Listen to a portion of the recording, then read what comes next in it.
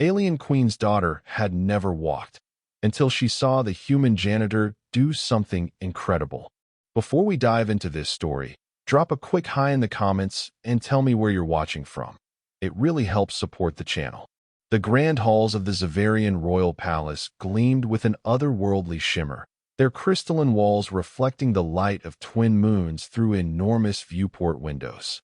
Within these pristine corridors, Princess Lyra observed the world from her hovering chair, her legs, atrophied and useless since birth, hidden beneath ornate royal coverings. The Zavarian Empire spanned 12 star systems, commanded the most advanced fleet in the Orion Arm, and had brought countless species under its dominion. Yet for all their technological superiority and genetic engineering, they had failed to solve the mysterious ailment that had plagued the royal bloodline for generations. The Queen's daughter, heir to the most powerful throne in this sector of the galaxy, could not stand on her own 2 feet. When the humans had arrived in Zavarian space 50 years ago, they had been immediately subjugated. Their relatively primitive technology was no match for Zavarian warships. Though humans had put up an impressive resistance given their limitations, they were ultimately defeated and assigned to various roles throughout the Empire, mostly menial labor that the Zavarians considered beneath them. Miles Harper was one such human. Assigned as a maintenance worker in the royal palace, he kept his head down and performed his duties without complaint. Most Zavarians barely noticed him as he moved through the palace with his cleaning equipment, just another insignificant alien servant in their perfectly ordered society. Princess Lyra, however, noticed everything and everyone. Confined to her mobility chair and often isolated from meaningful interaction, observation had become her primary connection to the world beyond her royal chambers. And lately, her attention had been drawn to the human maintenance worker who moved through the palace with an efficiency and purpose that fascinated her. Unlike the Zavarians, whose 6-limbed bodies glided with ethereal grace, the human moved with a different kind of fluidity, a determined, practical motion that spoke of resilience and adaptability. And there was something else, something in his eyes when he thought no one was watching. A defiance, perhaps. A dignity that refused to be diminished by servitude. Lyra did not know then that this unassuming human would change everything. For her, for the Zavarian royal family, and potentially for the balance of power throughout their empire. She did not know that within weeks, the human janitor would do something that would shock her world to its core and set in motion events that would transform her life forever. The Zavarian royal palace operated with clockwork precision. Every function, every ritual, every interaction proceeded according to protocols established millennia ago. For Princess Lyra, each day followed the same carefully orchestrated routine. Her medical treatments in the morning, followed by educational sessions with the royal tutors, brief audiences with approved visitors, and finally, the evening solitude that was supposedly for rest, but often became her only time for private thought. During one such evening, as the artificial lighting in her chambers dimmed to simulate nightfall, Lyra guided her hovering chair toward the enormous viewport overlooking the capital city. The metropolis spread below her like a constellation fallen to earth, lights glimmering in patterns that reflected the mathematical perfection the Zavarians so valued. Another view of a world I can barely participate in, she murmured to herself, a rare moment of expressed frustration.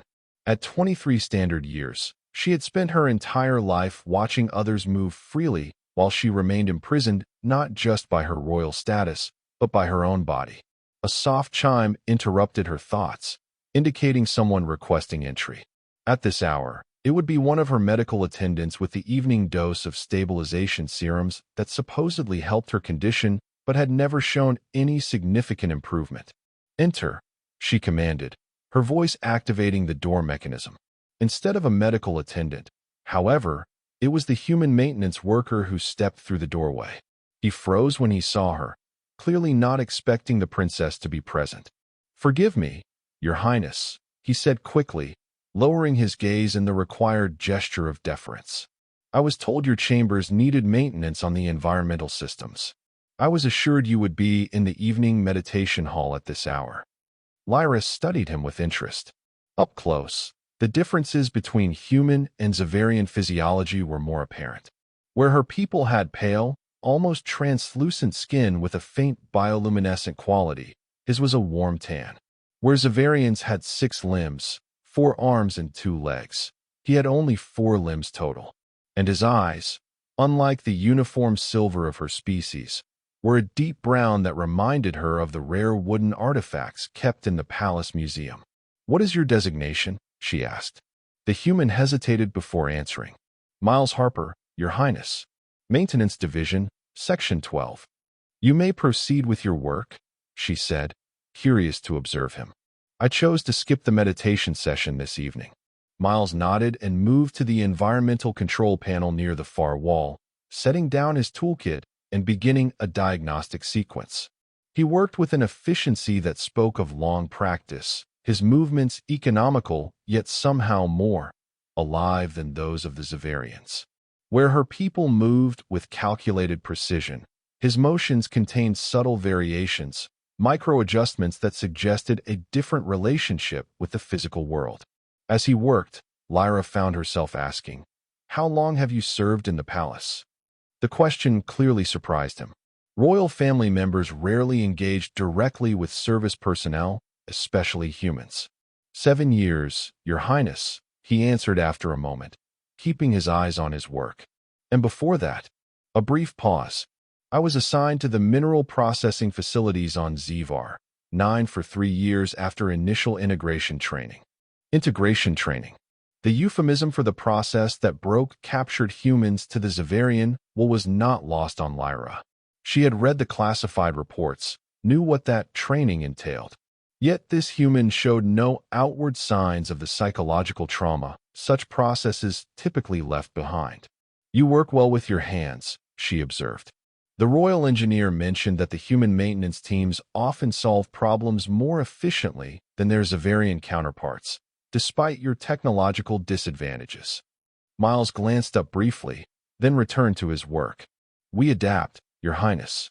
It's what humans do." "Adapt," she repeated, testing the word.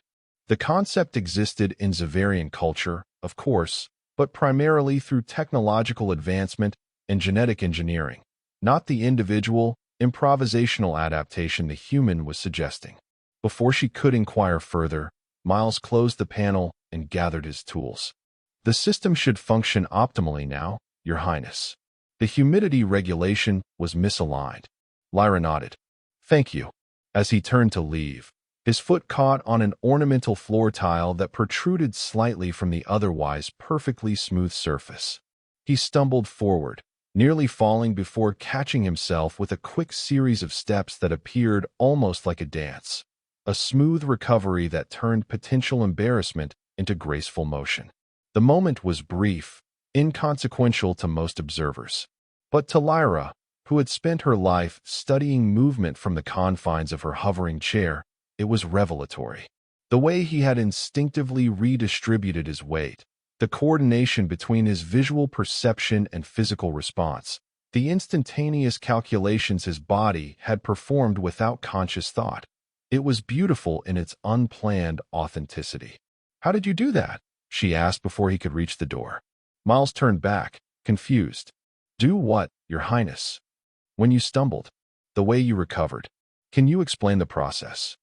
His brow furrowed slightly. "I just caught my balance. It's instinctive."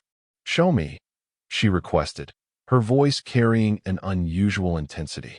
Miles hesitated, clearly uncomfortable with the direction of the conversation.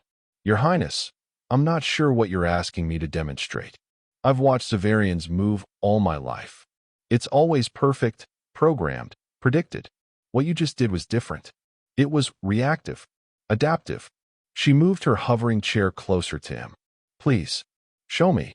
Perhaps it was the genuine curiosity in her voice, or the unexpected personal request from royalty, but Miles seemed to make a decision. He set his toolkit down again and took a few steps back to give himself space. "It's just basic balance," he explained, demonstrating a simple shift from one foot to another. "Humans have a specialized organ in our inner ear, the vestibular system, that works with our brain to maintain equilibrium. When we sense we're falling, we automatically compensate. He demonstrated again, this time deliberately setting himself off balance and then recovering, explaining as he did. Weight shifts forward, foot extends to create a new base of support, arms move to counterbalance. Most of it happens without conscious thought. Lyra watched, transfixed. Our medical records on human physiology mention this system, but seeing it in action is different. For the next several minutes, Miles demonstrated various aspects of human balance and movement, becoming more comfortable as he recognized the princess's genuine interest was scientific rather than meant to humiliate him. He showed how humans could stand on one leg, how they used their arms for balance, how they could recover from different types of potential falls. And this is something all humans can do? Lyra asked. Most, yes. Unless there's an injury or condition that affects the nervous system or muscles. Seeing her expression change subtly, he added, or genetic differences, I suppose. There was an uncomfortable silence as both acknowledged the unspoken reality of her condition. Thank you for the demonstration, Lyra finally said, her royal composure returning. You may complete your maintenance duties and leave. Miles nodded, finished his work quickly, and departed with a respectful bow. But the interaction had planted a seed in Princess Lyra's mind that would soon grow into something neither of them could have predicted. The following morning, rather than submitting to her usual passive medical treatments, Lyra surprised her medical team by requesting access to the complete human physiological database. Your Highness, her chief physician, Dr. Vexer, objected. Such information would be of no therapeutic value to you. Human biology is primitive compared to our own. There is nothing to be learned that would benefit your condition. Nevertheless, Lyra insisted, I wish to review it. All of it, not just the sanitized summaries provided in my educational materials. Dr. Vexer exchanged glances with the other medical staff, his silver eyes showing rare emotion, concern, perhaps, or suspicion. May I ask what has prompted this sudden interest? You may not, Lyra replied coolly. The royal prerogative grants me access to any information within the Empire's repositories. Will you provide what I've requested, or shall I involve my mother? The mention of the Queen was enough. Within hours, Lyra had unrestricted access to the complete human medical archives, data collected during the initial conquest and subsequent years of study. What she found there contradicted much of what she had been taught about humans. Far from being physiologically primitive, humans possessed remarkable systems for adaptation and recovery. Their bodies could heal from injuries that would be fatal to Xaverians without technological intervention.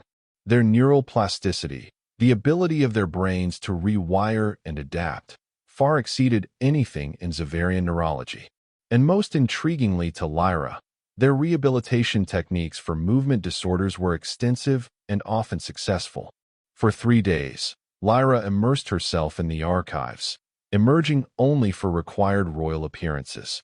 She studied human approaches to physical therapy, neural retraining, and mobility recovery.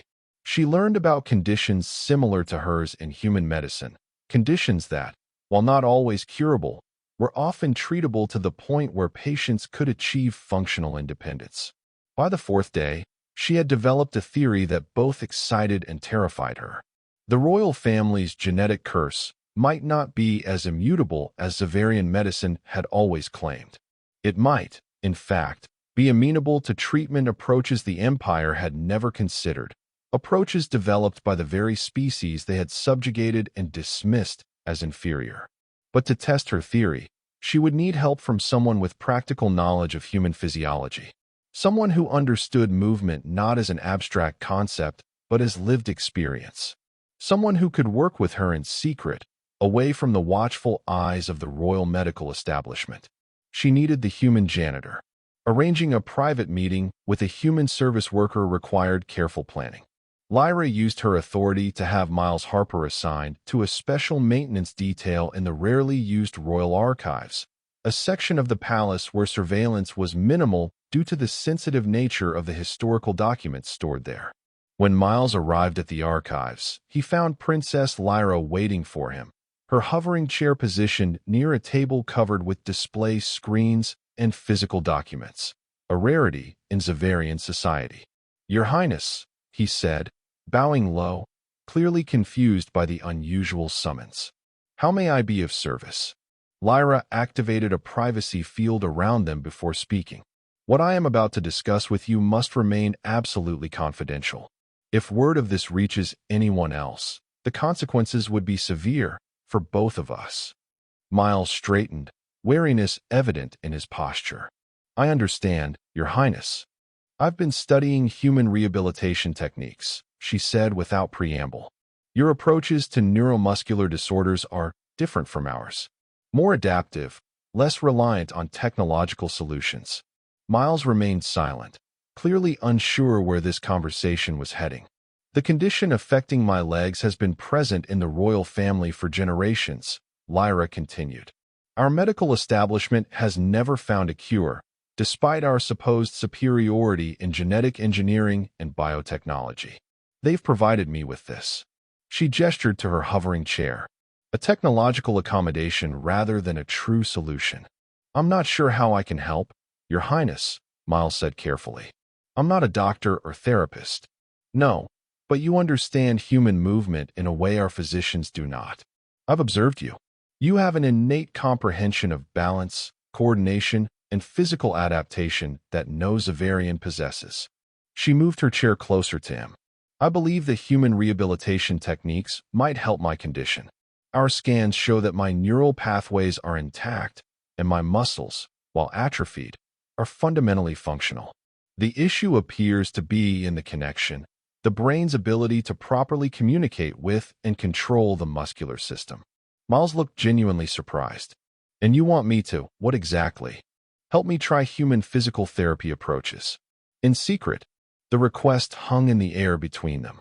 Miles ran a hand through his hair, a gesture Lyra had learned was a human sign of stress or uncertainty. "Your Highness, I don't have any training for this. I could hurt you, and if anyone found out, they would assume you forced this on me, a crime punishable by immediate execution," Lyra finished for him. "I am aware of the risk, which is why I have prepared this." She handed him a small data crystal. "This contains my royal authorization, genetically encoded so it cannot be forged.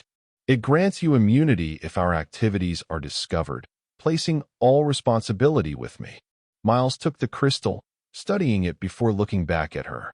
"Why me? Why not bring in a human doctor secretly?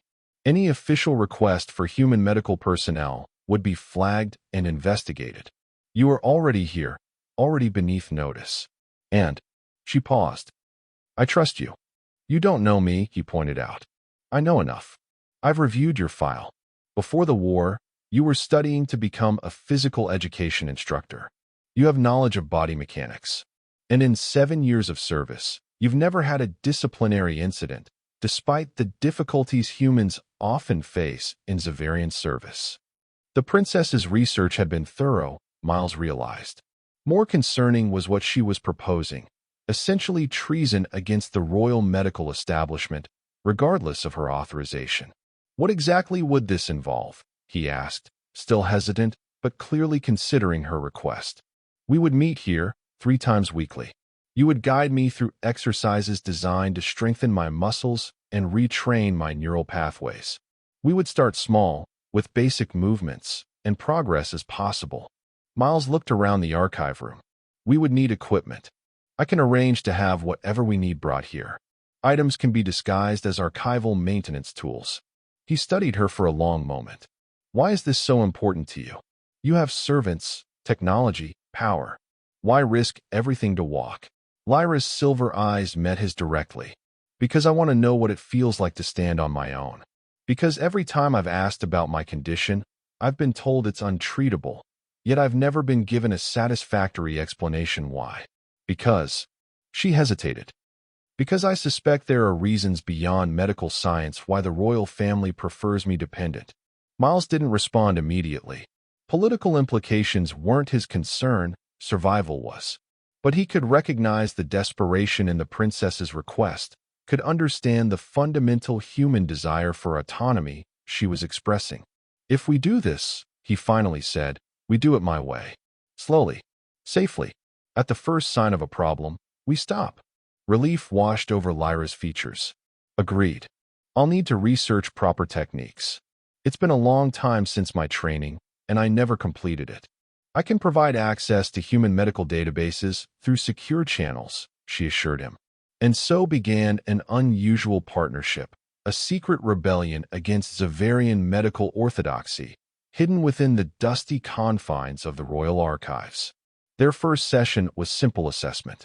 Miles had Lyra lie on a padded table he'd fashioned from archive materials, testing the range of motion in her legs, the responsiveness of her muscles to stimulation, and her ability to perceive sensation.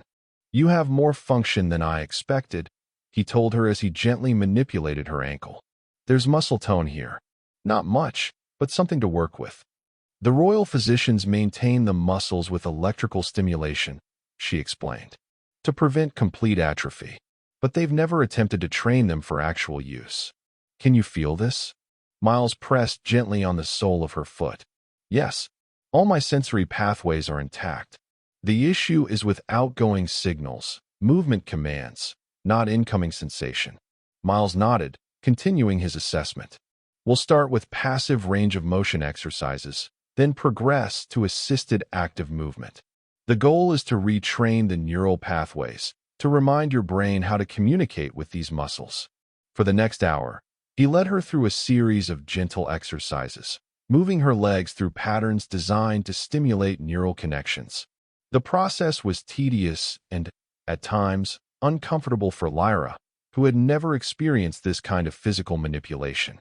But she remained determined, focusing intently on each movement as if her concentration alone could force her body to remember how to function. That's enough for today, Miles eventually said, helping her back into her hovering chair. We don't want to overdo it. Recovery is a marathon, not a sprint. When will I know if it's working? Lyra asked, unable to hide her impatience. It's not that simple, Miles explained, wiping down the equipment they'd used. Neural retraining is gradual. Sometimes there are breakthroughs, but more often it's incremental progress. Tiny improvements that add up over time. Lyra nodded, trying to hide her disappointment. I understand. When shall we meet again? 2 days, Miles decided. Your muscles will need time to recover, and I need to research more specific exercises for your condition. As they prepared to leave separately to avoid suspicion, Lyra paused. Thank you, Miles. Regardless of the outcome, I appreciate your willingness to help. Miles offered a small smile, the first genuine expression she'd seen from him. Everyone deserves a chance to stand on their own, Your Highness. Even a princess. The sessions continued over the following weeks, gradually increasing in intensity and complexity. Miles proved to be a knowledgeable and patient instructor, drawing on his incomplete training and the resources Lyra provided to develop a comprehensive rehabilitation program. For her part, Lyra was a determined student, never complaining about the discomfort or the slow pace of progress. Between sessions, she performed the exercises Miles assigned her, using quiet hours in her chambers to continue the work they'd begun together. 3 weeks into their secret therapy, they experienced their first significant setback. Lyra had been attempting to move from passive to active exercises, trying to initiate movement herself rather than having Miles move her legs for her. The strain caused a muscle spasm, so severe it left her in considerable pain. We need to stop, Miles said immediately, helping her manage the spasm. This is too much, too soon. No, Lyra insisted through gritted teeth. We continue. Your Highness. Lyra, she corrected him. If we're to be partners in this endeavor, you should use my name when we're alone. Miles hesitated, then nodded. Lyra, then. But my point stands. Pushing too hard can cause damage that sets back our progress. I felt something different this time, she insisted. Before the spasm. A connection I haven't felt before. Miles considered this. Neural pathways reactivating can cause muscle spasms. It's possible you're making progress, but we still need to be careful. They compromised, reducing the intensity but continuing the program. And Lyra was right. Something had changed.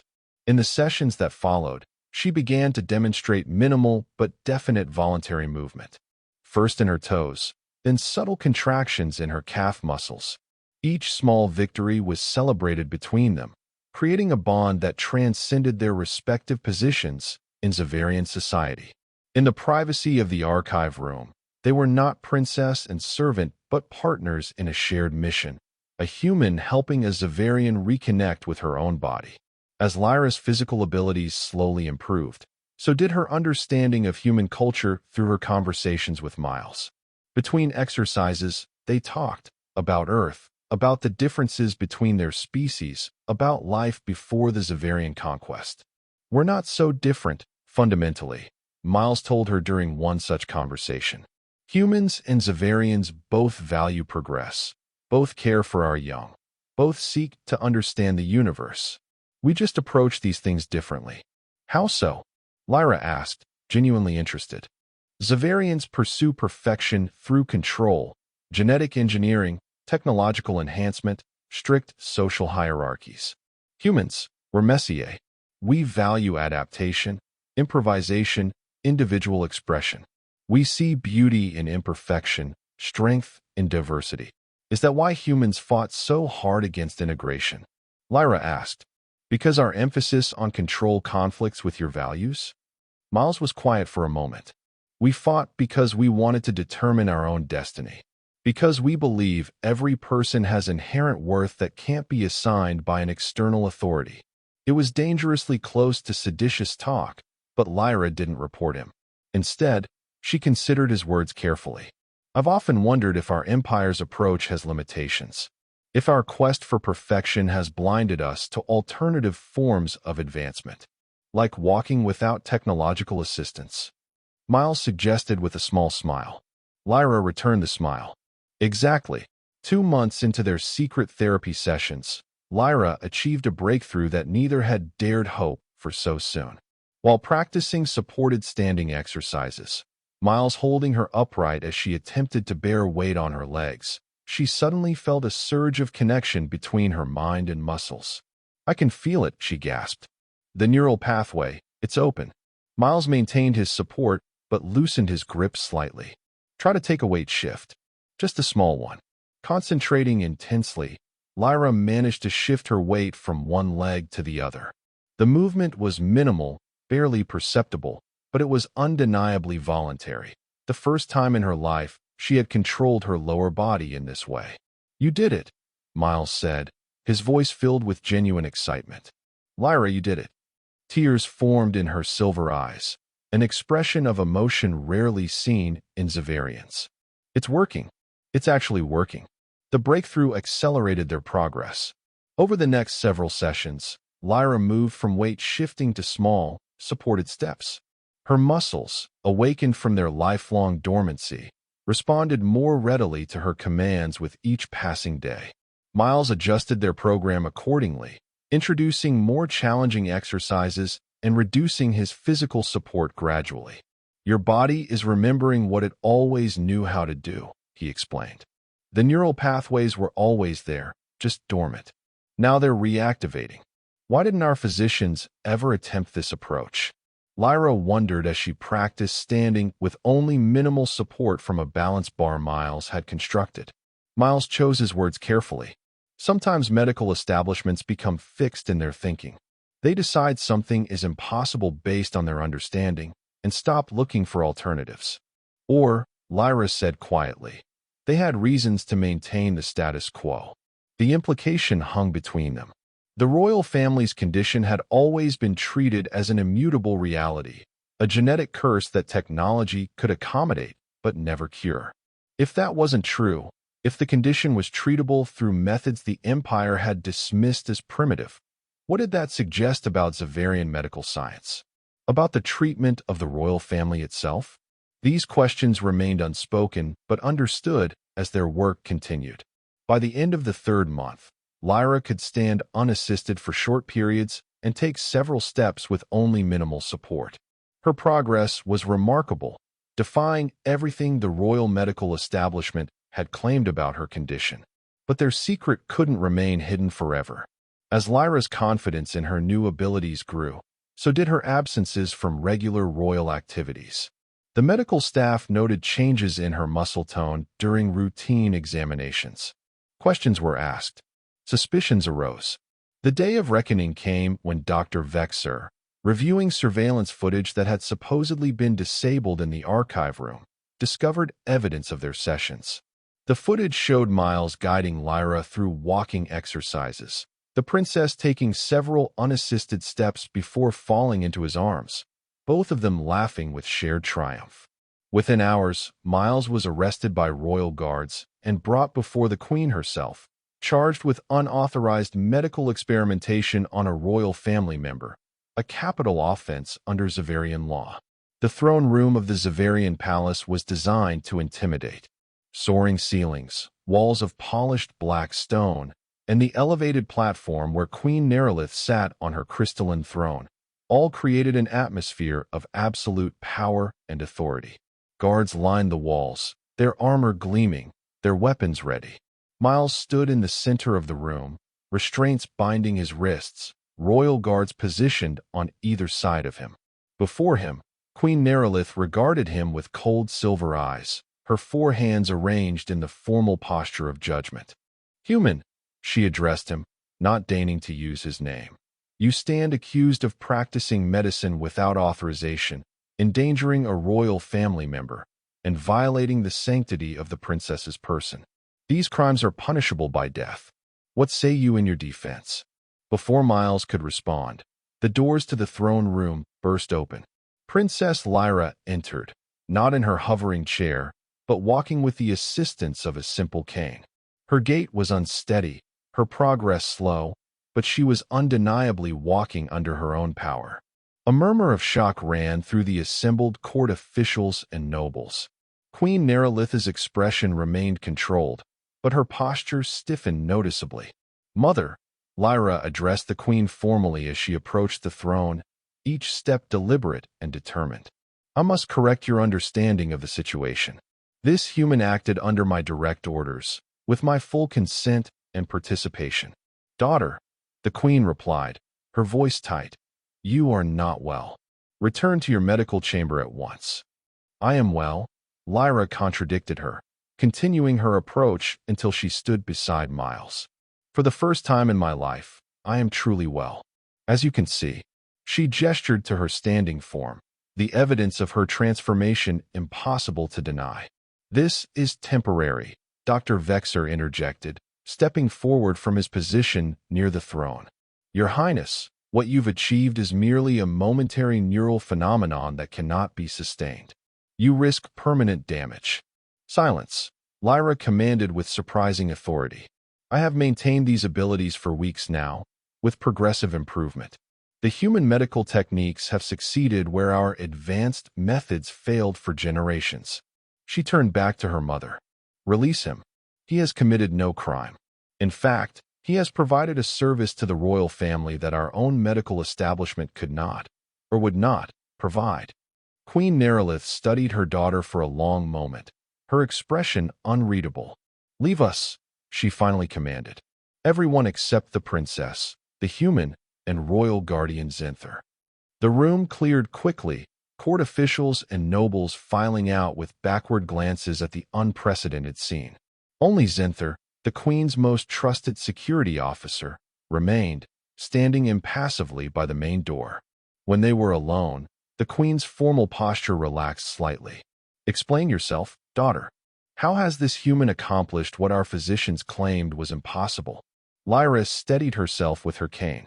"Human rehabilitation techniques focus on neural retraining rather than technological accommodation. Miles has helped me reactivate dormant neural pathways, strengthen atrophied muscles, and relearn movement patterns." "And you believe this improvement will last?" the queen asked, skepticism evident in her tone. "The evidence suggests it will continue to improve with consistent practice," Lyra replied.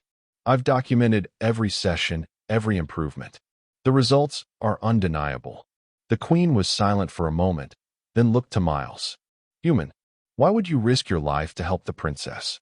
What is your true motivation? Miles met her gaze directly. Everyone deserves autonomy, Your Majesty. The princess asked for my help. I gave it. Such a simple explanation for such a dangerous action, the queen observed. And yet, I sense there is truth in it. She turned back to Lyra. You understand the implications of what you've done. I do, Lyra answered firmly. Our condition, the royal disability, has been presented to our people as an immutable genetic trait for generations. The fact that it can be treated using methods our empire has dismissed as primitive raises uncomfortable questions. Indeed, the queen said, rising from her throne to descend the steps toward them. Up close, her resemblance to Lyra was striking, the same delicate features, the same silver eyes.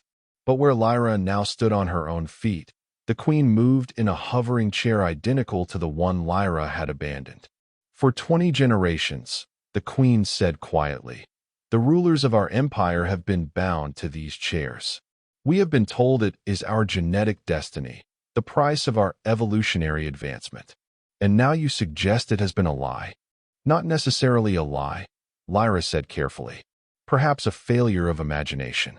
Our medical science became so focused on technological solutions that it never considered more fundamental approaches. The queen moved closer to Miles, studying him with new interest. And you, human, what do you believe? Miles chose his words with care. I believe that different perspectives have value, Your Majesty. Sometimes an outsider sees possibilities that those within a system cannot. A diplomatic answer, the queen noted with the slightest hint of amusement, but perhaps an insightful one. She returned her attention to Lyra. You've created quite a dilemma, daughter. If word of this spreads, the implications for royal authority are significant. The medical establishment will resist. The nobles will question. The truth cannot remain hidden forever, Lyra pointed out. And should it be? If our condition can be treated, don't all who suffer from it deserve that knowledge? The queen was silent again, clearly weighing political considerations against the evidence before her. Finally, she made a gesture to Guardian Zenther. Release the human's restraints. He is pardoned. As Miles rubbed his freed wrists, the queen continued. I wish to learn more about these human techniques. Not just for myself. I have adapted to my condition over many years, but for future generations. For our people who might benefit from such knowledge. Then you'll need more than a janitor with incomplete training, Miles said. There are humans in your labor camps with medical expertise far beyond mine. Physical therapists, neurologists, rehabilitation specialists. The queen considered this. A reasonable suggestion. Zenther, make arrangements to identify such individuals among the human population. Yes, Your Majesty, the Guardian acknowledged. The queen returned her attention to Lyra. As for you, daughter, your actions, while well-intentioned, have created a political situation that must be carefully managed. We cannot simply announce that the royal disability is treatable through human methods. The shock to our society would be too great. What do you propose? Lyra asked. A gradual revelation. We will say that a breakthrough has been made through collaboration between Zavarian and human medical science. We will frame it as evidence of the benefits of integration rather than a failure of our medical establishment. A political solution, Lyra observed. I am queen, her mother replied simply. Politics is my responsibility. She turned to Miles. And what shall we do with you, human? You've disrupted centuries of tradition and potentially altered the course of our empire. Miles stood straight, meeting her gaze. I only helped someone who asked for help, Your Majesty. Yes, the queen said thoughtfully. A simple act with complex consequences. She made a decision. You will be reassigned. No longer a maintenance worker, but a consultant to the royal medical staff. You will work with the human specialists we identify to develop a formal rehabilitation program, not just for the royal family, but for all Zavarians with similar conditions. It was far more than Miles had expected, not punishment but promotion, not execution but opportunity. Thank you, Your Majesty. Do not thank me yet, the queen cautioned. Change comes slowly to an empire as old as ours. There will be resistance, danger, even. But She looked at her daughter, standing on her own 2 feet for the first time in her life. Perhaps change is necessary. Lyra took a step closer to her mother, moving with growing confidence. Will you try the techniques, Mother? They could help you as they've helped me. The Queen's expression softened slightly, a rare display of vulnerability. Perhaps in time. For now, I am content to see you walk, daughter. It is more affecting than I anticipated. In that moment, they were not just royalty, but family. A mother seeing her child achieve something she had believed impossible. The political implications, the cultural upheaval that would follow, all receded momentarily before this simple human connection. We have much to discuss, the Queen said, composure returning. Zinther will escort the human to secure quarters while we determine the details of his new position. Lyra, you will remain with me. We must plan carefully for what comes next. As Miles was led from the throne room, he exchanged a final glance with Lyra. In her silver eyes, he saw gratitude, triumph, and something more, a recognition of the bond they had formed, a partnership that had transcended the barriers between their species and their stations. Neither of them could know exactly what would follow, how the Zavarian medical establishment would resist, how some factions would embrace the change, how the relationship between humans and Zavarians would begin a slow but profound transformation. But in that moment, change had become inevitable. A princess was walking, an empire was facing its limitations, and a human janitor had set it all in motion with a simple act of compassion and skill. The following months brought dramatic changes to the Zavarian palace and, gradually, to the empire itself. True to her word, Queen Nerylith established a joint human-Zavarian medical initiative, officially sanctioned to explore complementary approaches to mobility disorders. Human medical specialists were identified from labor assignments throughout the empire and brought to the palace to work alongside Zavarian physicians. Resistance from the established medical hierarchy was significant, as expected. Dr. Vexer and several senior physicians resigned in protest, claiming the initiative undermined thousands of years of Zavarian medical science. But their objections were difficult to maintain in the face of undeniable results. Princess Lyra continued to improve, progressing from walking with a cane to moving freely without assistance.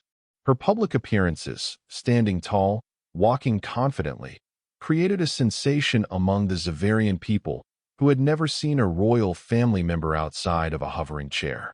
Miles found himself in an unprecedented position for a human in the Empire, respected, consulted, his knowledge valued rather than dismissed. He worked closely with the human medical team, contributing his practical experience with Lyra's case to the development of more sophisticated rehabilitation protocols. And Lyra herself became an advocate for change beyond just medical practice.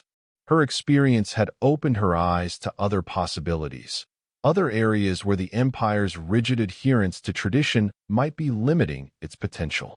We've believed for so long that our way is superior by definition, she told Miles during one of their now official therapy sessions, which continued to refine her walking ability. What else might we be wrong about? The question was rhetorical but profound. It represented the beginning of a new perspective for the future queen of the Zavarian Empire, a perspective that would eventually lead to significant reforms in the treatment of subject species, educational practices, and governance approaches. 6 months after Lyra's first steps, Queen Nerylith made a decision that shocked the imperial court. After weeks of private therapy sessions, observed only by her most trusted attendants, she appeared at a formal diplomatic reception walking with the assistance of 2 canes.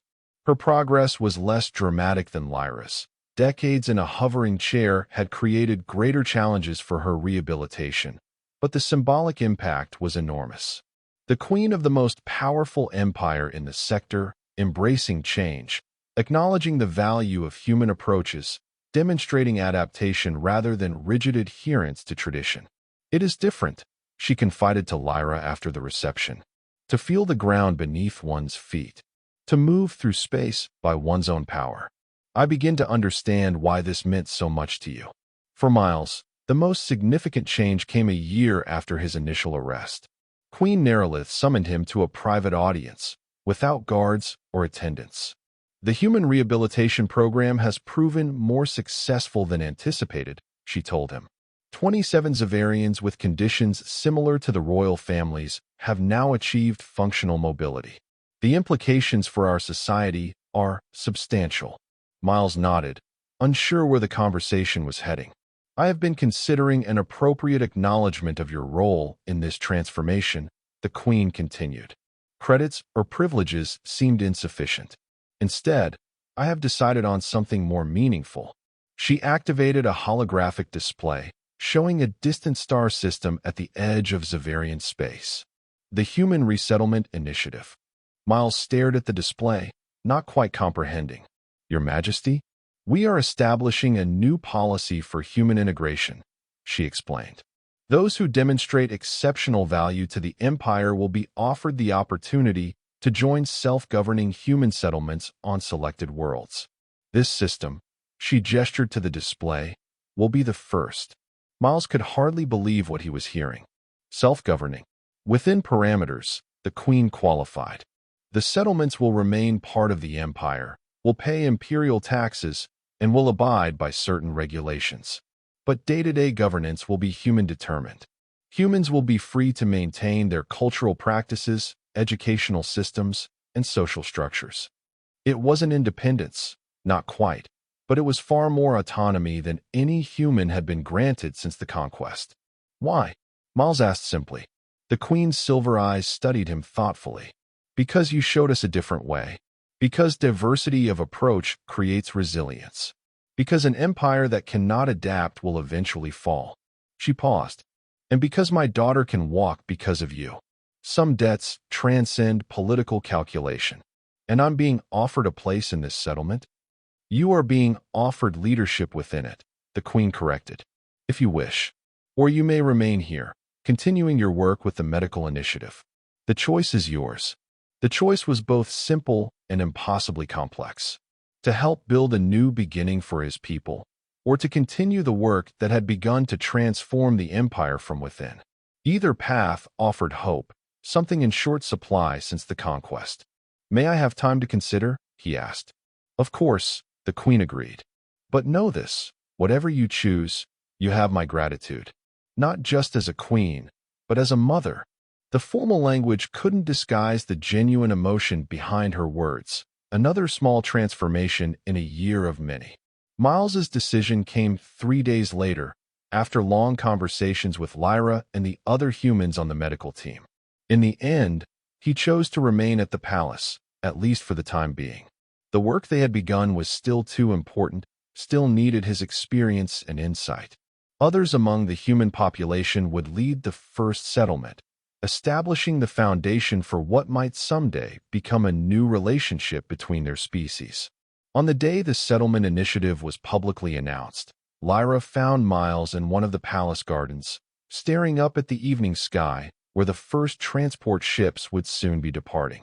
Second thoughts? She asked, joining him on the ornamental bench. Some, he admitted. Part of me wants to go with them, to help build something new. But, she prompted, but the work here matters too. And, he hesitated. There are connections here I'm not ready to leave. Lyra nodded, understanding the unspoken sentiment. Their relationship had evolved beyond therapist and patient, beyond even the unusual friendship between a princess and a former janitor. Something deeper had formed between them, a bond forged through shared purpose and mutual respect. The Empire is changing, Lyra said, looking up at the same stars. Slowly, in small ways at first, but the momentum is building. What we started here, it's just the beginning. From small steps come great journeys, Miles quoted, smiling at her. Something a wise princess once said. Did I say that? It sounds profound. Her silver eyes sparkled with humor, another change from the reserved princess he had first encountered. You will, someday, he predicted. When you're queen and giving grand speeches about the new era of Zavarian human cooperation. Is that what you see in our future? She asked, her tone light, but her question serious. Miles considered the stars again. The vast empire spread across them, the centuries of history and tradition that had shaped it. And yet, in less than a year, so much had already changed because one princess had dared to imagine a different possibility. "I see potential," he answered honestly. "And that's more than we had before." They sat together in comfortable silence as the first stars appeared in the darkening sky. The path ahead would not be easy. Change never was, especially in an empire as ancient and traditional as the Zavarian.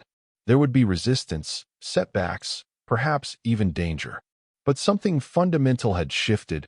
A door had been opened that could not be easily closed again. A princess who had never walked now stood on her own 2 feet. A human janitor who had once been considered little more than living machinery now helped shape imperial policy. And across the stars, the first seeds of a new relationship between their peoples were being planted. All because a princess had seen a janitor stumble and catch himself, and had wondered if she might do the same.